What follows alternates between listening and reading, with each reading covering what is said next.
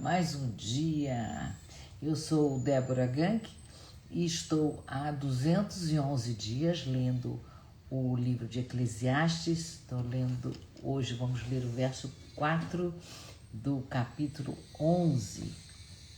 Bom dia, amor. Bom dia, Simone linda. Bom dia, bom dia. Hoje lembrei de colocar para gravar no YouTube. Olha só, estou aprendendo, né? A gente vai errando até que acerta. Então, enquanto vocês entram aqui, hoje temos um verso muito interessante, porque ele fala de um lugar que todos nós conhecemos. Bom dia, Daisy. Bom dia, querida. Então, qual é esse lugar? É a gente esperar um momento perfeito para fazer as coisas. Esperar ter certeza. Esperar tudo estar seguro. E aí, sem perceber o que acontece, a vida vai passando e a gente não faz nada. Então, esse é o verso de hoje, né? Ele traz um convite direto para a gente sair dessa espera, para a gente entrar no movimento. Vamos ao verso? Vamos ao verso. Ele fala assim: quem observa o vento nunca semeará.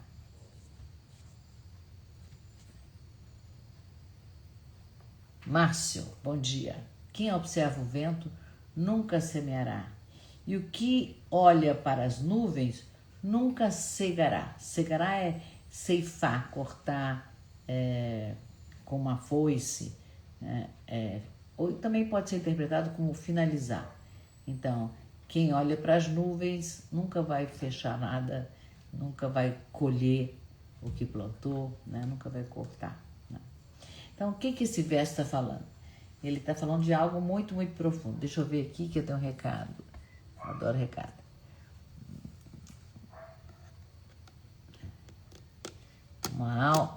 Obrigada, Márcio. Uma quarta-feira abençoada para todos nós. O Márcio está desejando. Obrigada.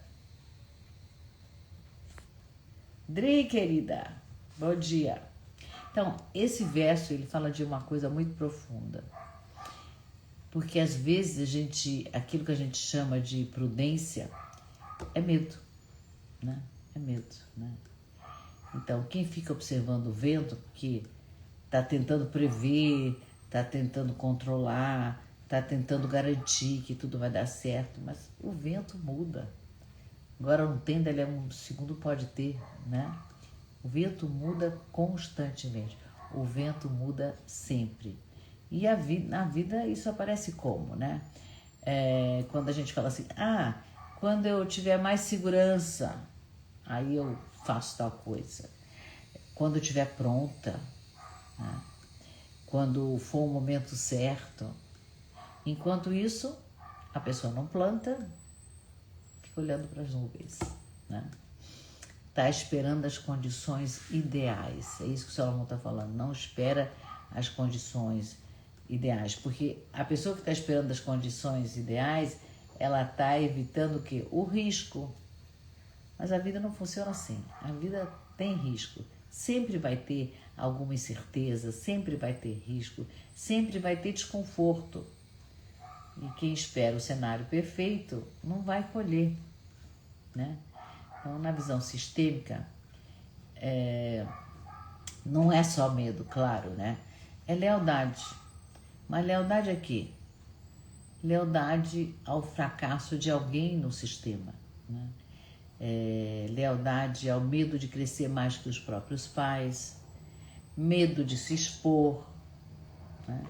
Medo de deixar de pertencer, né? Se eu fizer diferente, eu não vou ser... Nossa, tem uns cabelinhos. Então, o que a pessoa fala assim?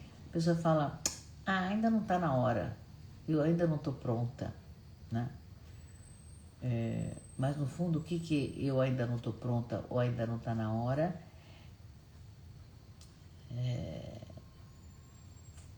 A vida não espera a gente ter certeza, né? E se eu não estou pronta, ainda não estou na hora, na verdade eu não posso, eu não consigo, eu não me permito, né? Mas a vida sempre vai responder ao nosso movimento, sempre. E aqui existe alguma coisa muito importante. Quando a gente planta, eu tenho uma horta aqui em casa, então eu compro as sementinhas, a gente planta. Eu não tenho certeza que todas aquelas sementinhas vão germinar, eu planto. Então não tem controle, não tem momento perfeito. Acabou, eu vou lá, compro e planto. Aí no dia seguinte cai aquela chuva, destrói todas as sementinhas, paciência, eu vou lá e compro outra sementinha, planto de novo. Não tem segurança no plantio, né? Porque se a gente ficar esperando o momento perfeito, eu não vou plantar nunca, porque agora está muito sol, está queimando, eu sou obrigada a cobrir porque está queimando, ou então porque tem muita chuva. Nunca tem um momento perfeito. O momento perfeito é agora, do jeito que está. É isso que o Salomão está nos ensinando. Bom dia, quem entrou depois? Deixa eu ver aqui. Tati. Bom dia, Tati. Bom dia. Gente, hoje a live tá muito, muito legal. Eu adorei fazer. Então, vamos lá. Desde o filósofo, acho um filósofo incrível. O livro, então, vocês vão amar. E o filme também. Então, fica comigo. Vamos até o final. Visão filosófica, né? Eu achei...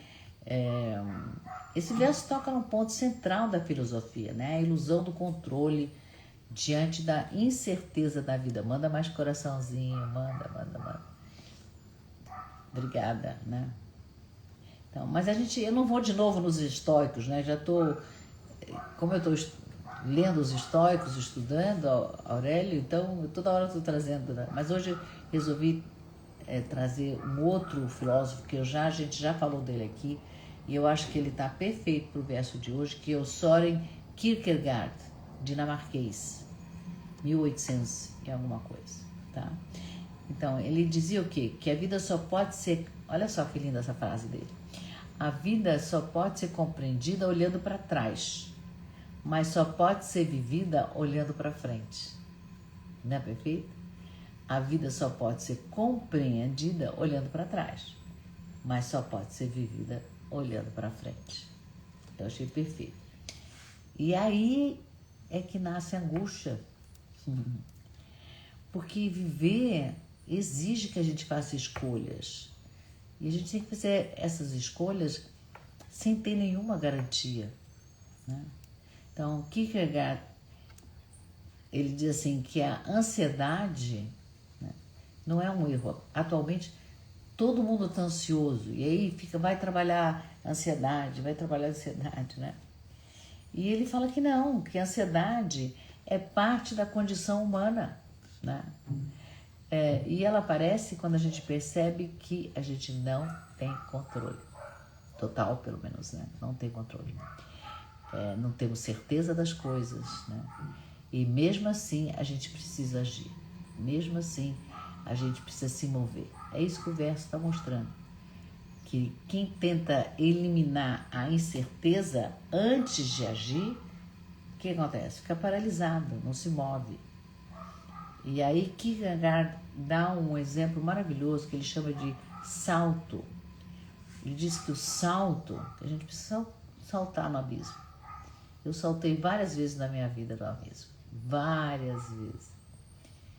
Então ele diz assim que o salto não é irracional, mas também não tem garantia nenhuma. Quando eu decidi saltar,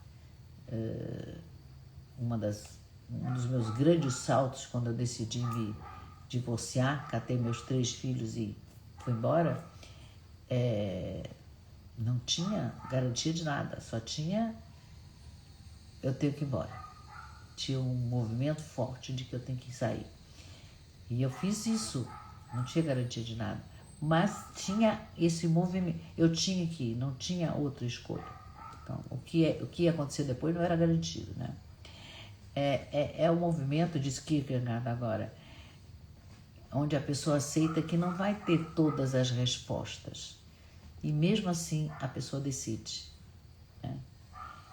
Eu achei que isso se conecta diretamente com o verso. Porque quem fica observando demais, analisando demais, Quem está esperando segurança absoluta, né? Eu só vou fazer isso quando eu estiver absolutamente segura.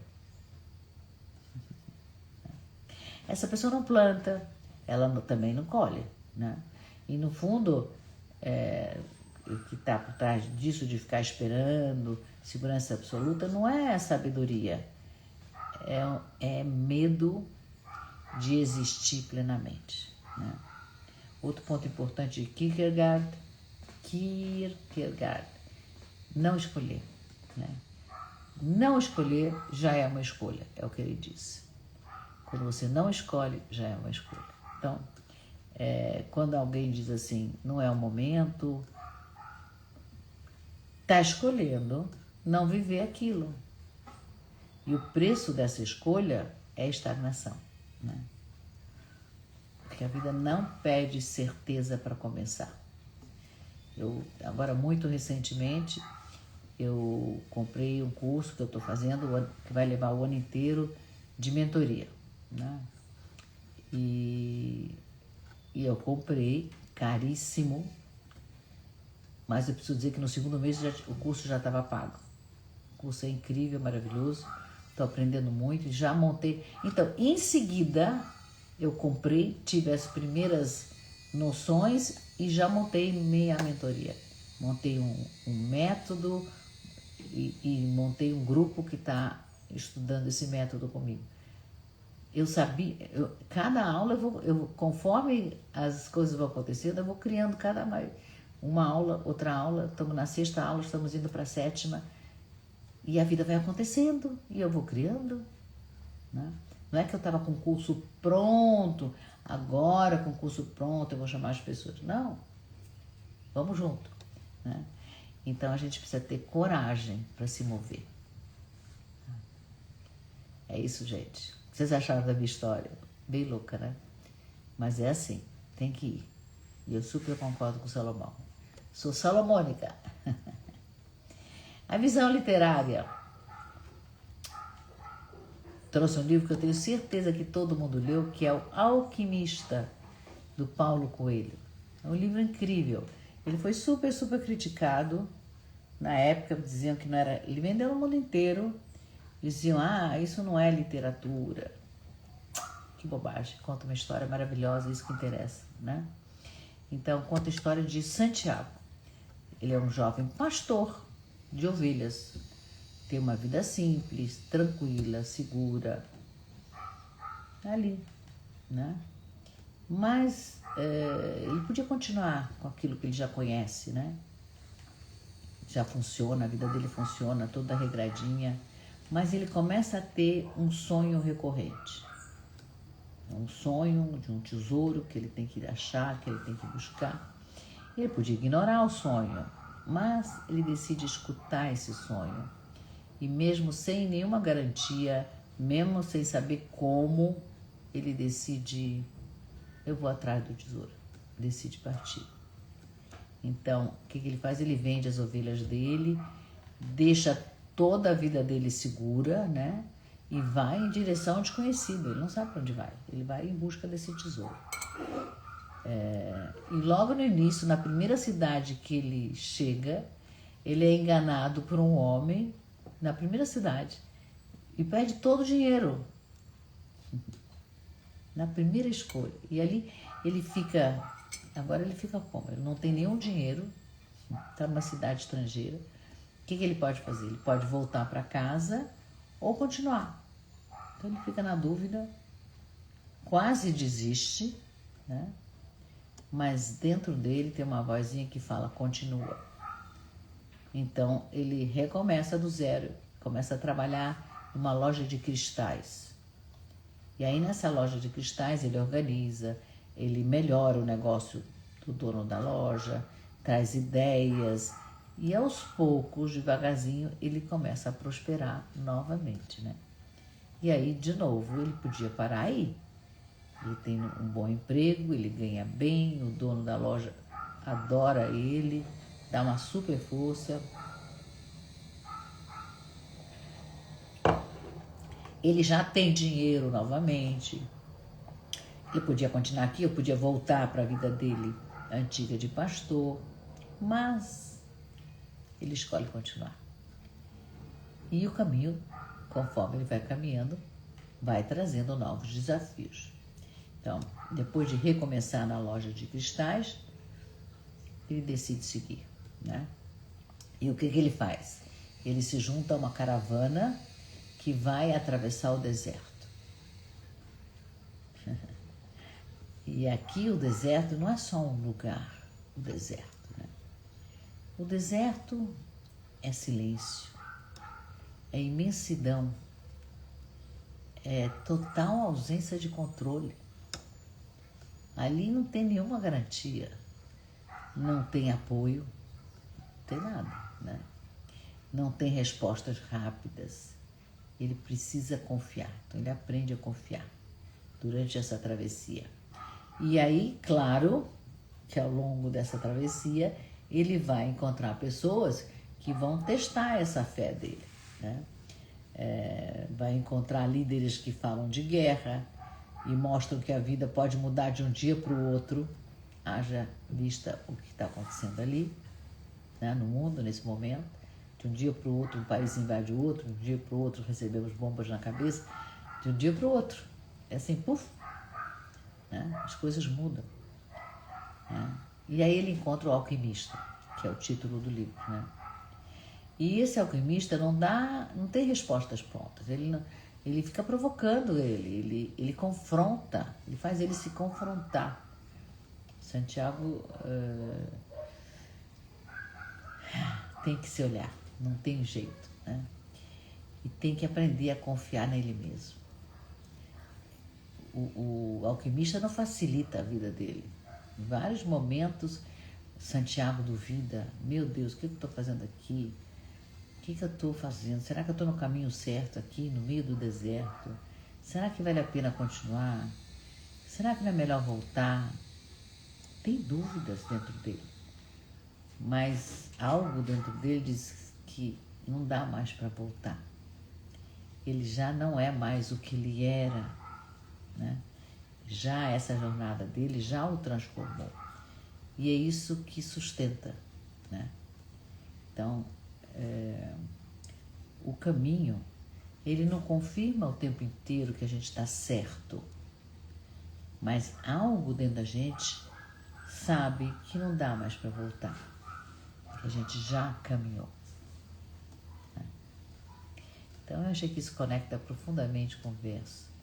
Quem espera ter certeza não se move, né? Ele vai na incerteza. E quem se move aprende no caminho. Olha quanta coisa ele vai aprendendo ao longo da jornada.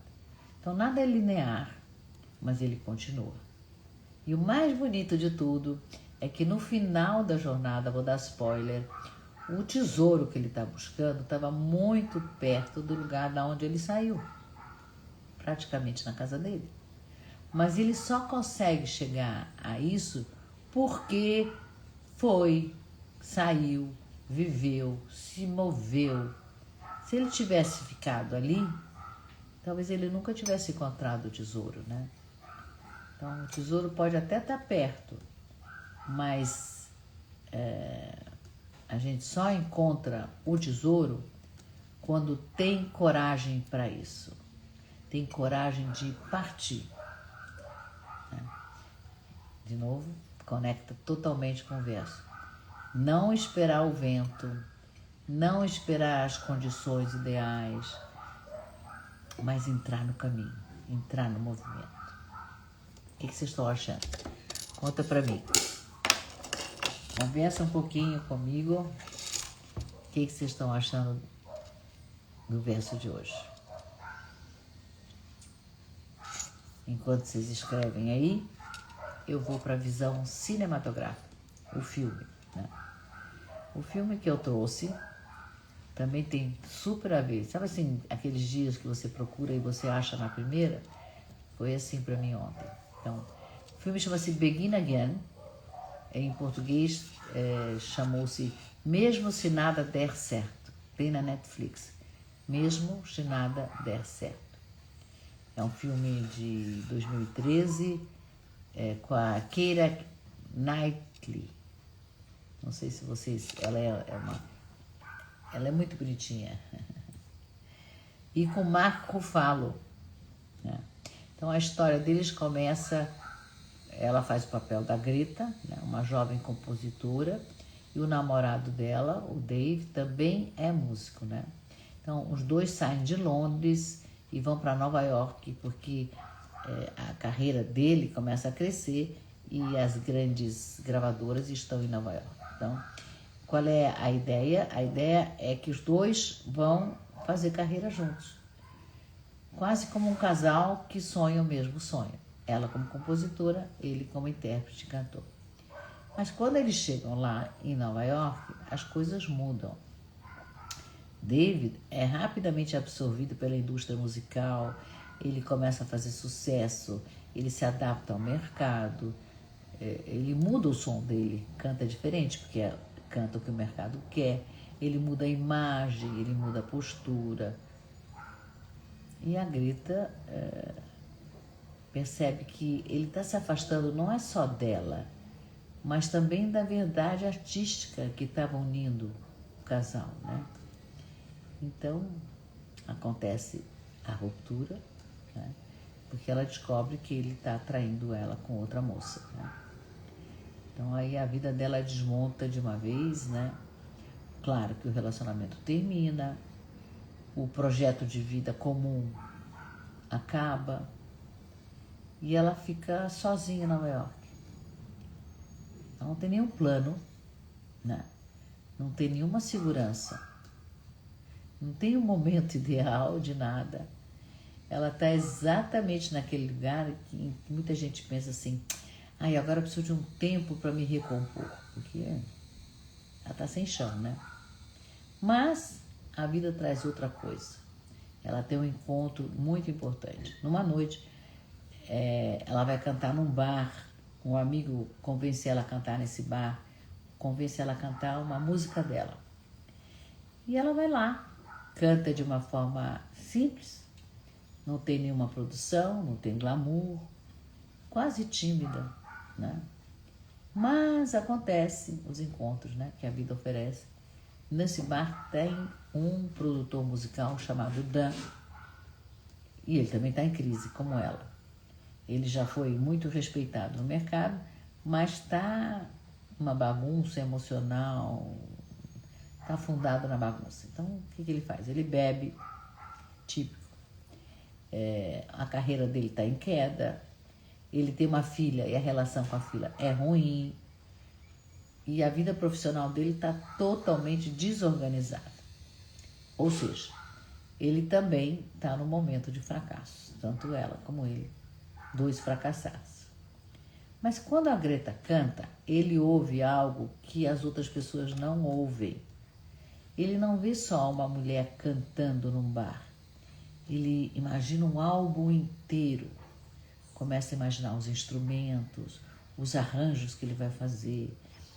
Começa a imaginar a cidade respirando essa música dela, né? Ele tem uma visão grandiosa, né? Porque eu achei super lindo, porque mostra exatamente o tema do verso, né? A vida não esperou que os dois estivessem prontos para se encontrar. A oportunidade apareceu no meio da bagunça, os dois bagunçados, né? Então é um começo imperfeito. E Dan, então, propõe a Greta, vou produzir um álbum. Vamos produzir um álbum juntos. Só que eles não têm nenhuma estrutura, eles não têm gravadora, eles não têm um estúdio grande e, principalmente, eles não têm dinheiro sobrando, né? Então, eles não têm quase nada. E aí vem a parte mais bonita do filme, né? Em vez de esperar as condições perfeitas, eles começam com o que eles têm. O que eles têm? Eles decidem gravar o álbum pelas ruas de Nova York. Então, eles gravam uma música no telhado, outra num beco, outra num parque, nas estações de trem, ou ao ar livre, com som ambiente, claro, com improviso. Tem pequenos riscos, né? Tem dificuldades, é verdade, né? Mas esse é o coração do filme. A Greta não espera estar totalmente curada para voltar a criar, né? Dan, que é o produtor, não espera ter a carreira dele reorganizada para voltar a produzir, né? Os dois se movem no meio dessa imperfeição. E o que vai acontecendo no caminho, né? Eles vão se movendo conforme as coisas vão acontecendo, eles vão criando o álbum, né? Então, à medida que esse álbum vai sendo criado, os dois também começam a se reorganizar por dentro, tanto ele como ela começam a se reorganizar. Greta vai recuperando a própria voz, não só a voz de cantora, mas a voz interna, a dignidade dela, a autonomia dela, né? Ela deixa de ser a namorada traída pelo músico famoso, né? E volta a ser autora da própria vida. Dan também vai reencontrando o olhar dele sensível para a música e para a vida, né?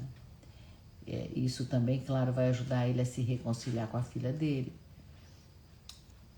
Então, resumindo, o movimento externo de gravar o disco vai curando as feridas internas, vai curando as coisas internas.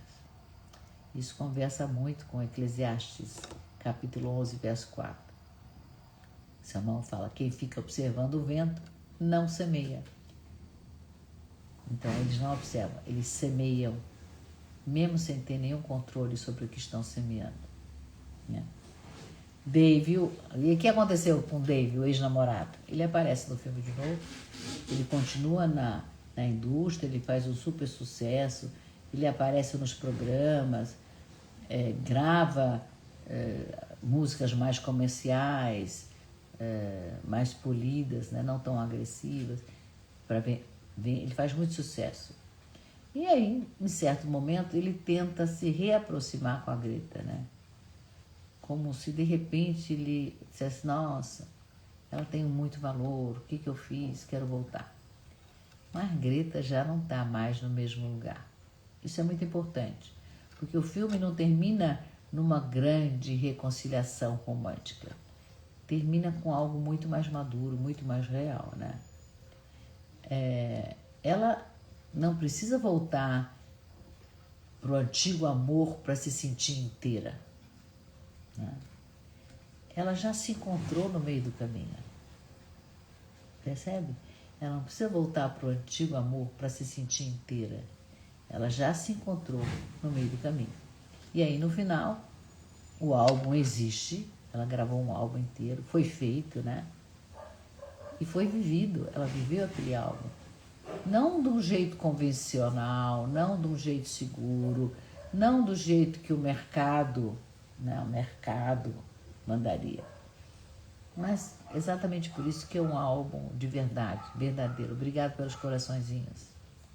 Então, a Greta escolheu um caminho mais livre, né? Em vez de entrar totalmente na lógica comercial, ela encontra uma forma mais autoral de lançar a própria música. Então, eu tive uma sensação muito bonita no final do filme, que eu tirei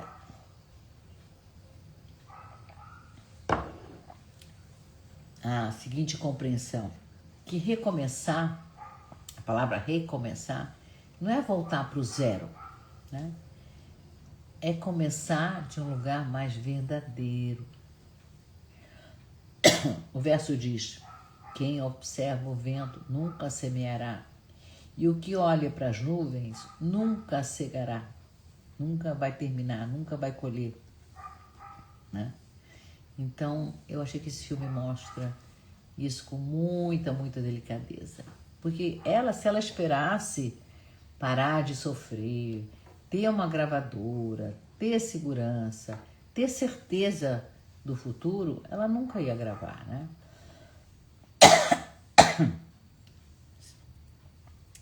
Se Dan, o produtor, esperasse recuperar o prestígio que ele tinha, esperasse organizar a vida dele, voltar a ser quem ele foi, ele nunca ia recomeçar, né? Mas os dois fazem outro tipo de escolha. Eles simplesmente começam, eles se movem. Não é o momento perfeito, mas é o momento possível. Fazemos o que é possível.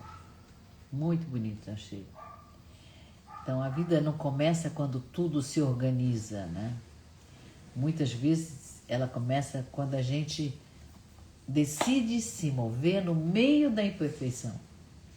Tá uma super bagunça, mas eu tenho que sair daqui, eu tenho que fazer outra coisa, escolher outra coisa. E vai, né? Claro, com consciência da incerteza, mas vai, mesmo assim vai. Então eu trouxe 3 perguntas para hoje. Onde na minha vida, pergunta pra gente se fazer, eu estou esperando me sentir pronto, eu estou esperando me sentir pronta para começar alguma coisa. Onde na minha vida? Né? Para começar algo que eu já sei que é importante, mas eu estou esperando ficar pronta. Estou esperando ficar pronto. O que hoje, outra pergunta, o que hoje eu falo assim, ainda não está na hora, não é o momento certo, mas no fundo isso é medo de eu me mover?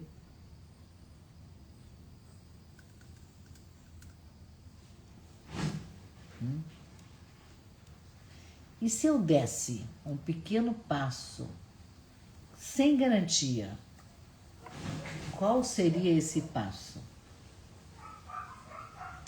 Se eu desse hoje um pequeno passo, que passo seria esse? Nossas perguntas para hoje. Essa live é transmitida aqui pelo Instagram, mas ela fica guardada no YouTube. @Rei Salomão Live. @Rei Salomão LIVE Live. Ok? Você procura lá com a lentezinha @Rei Salomão Live e você vai ter a live lá. E se você já faz parte da comunidade do Rei Salomão, você vai receber a transcrição da live. Isso sim, você vai receber aqui no Instagram. E se você ainda não faz parte, você é só clicar aqui na comunidade e entrar, ou escreve aqui embaixo, eu quero que eu te ponha para dentro, né? Eu parei para pensar que quando a live terminar, eu sei que vocês estão botando coraçãozinho, vocês estão mandando, mas espera um minutinho, isso eu vou pedir uma gentileza para vocês. Quando a live terminar e ela subir, eu vou deixar ela subir aqui, ela fica um dia, depois ela vai lá para o Salomão, tá? Eu queria que vocês dessem likes depois da live subir, porque aí o Instagram entende que vocês gostaram e envia essa live para mais pessoas, né? Tá bom? Então vamos para a nossa meditação final, que eu chamei de Agir apesar da incerteza. É o título que eu dei para a nossa meditação de hoje. Vamos soltar o ar. Inspira em 4,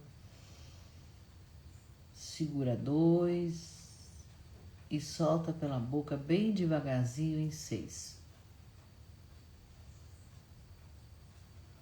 Vai sentindo o corpo, vê se tem algum lugar que está mais tenso. Quando você respirar agora, leva o ar para esse lugar mais tenso. Relaxa aí. Sente o lugar que você está. E agora imagina que você está no início de um caminho, né? Não é um caminho totalmente claro. Você não consegue ver o final. Você não sabe o que vai acontecer nesse caminho. Mas tem algo dentro de você que reconhece esse caminho.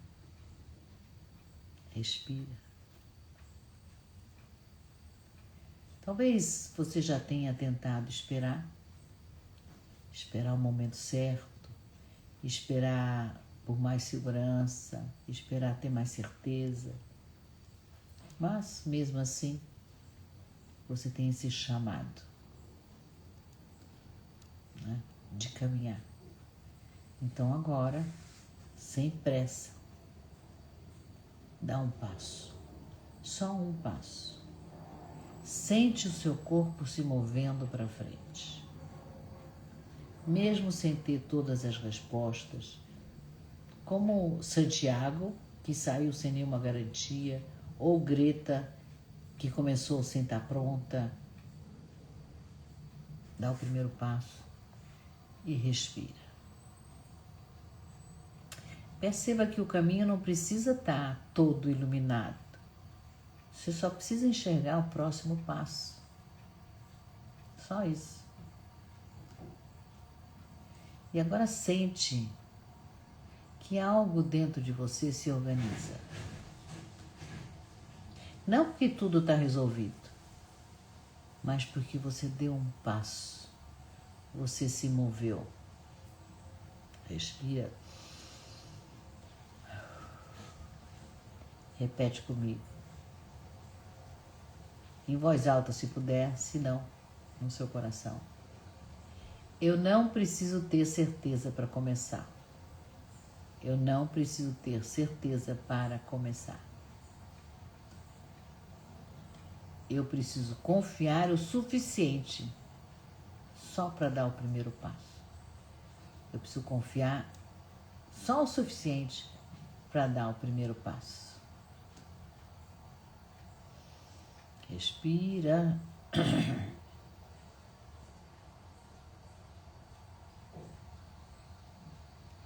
Oi, Tati, você entrou no meio da meditação. Essa live vai ficar gravada no YouTube. @Rei Salomão Live. Dri, se você puder me ajudar, botar aí já para a Tati poder assistir. E também tem a transcrição da live que vai estar aqui na comunidade do Rei Salomão, que está aqui na minha bio. É só clicar, entrar, que você já recebe a transcrição da live de hoje. Então, ou então, se você não quer entrar aqui, fala eu quero que eu te coloco dentro do grupo, tá? Então, se esse verso falou com você hoje, talvez seja esse o seu momento de parar de esperar o cenário ideal, de começar com aquilo que já é possível hoje, né? Porque a vida não pede perfeição. O que a vida pede? Presença. Eu aqui agora, né? A vida não pede garantia de nada, ela pede movimento. E quando a gente se move, a vida se move com a gente. É isso por hoje, minha gente. Seguimos juntos amanhã com mais um verso do Rei Salomão. Vamos nos mover. Hoje é dia de movimento. Então, com alma, com sentido, vamos nos movimentar. Beijo carinhoso. Nos vemos amanhã.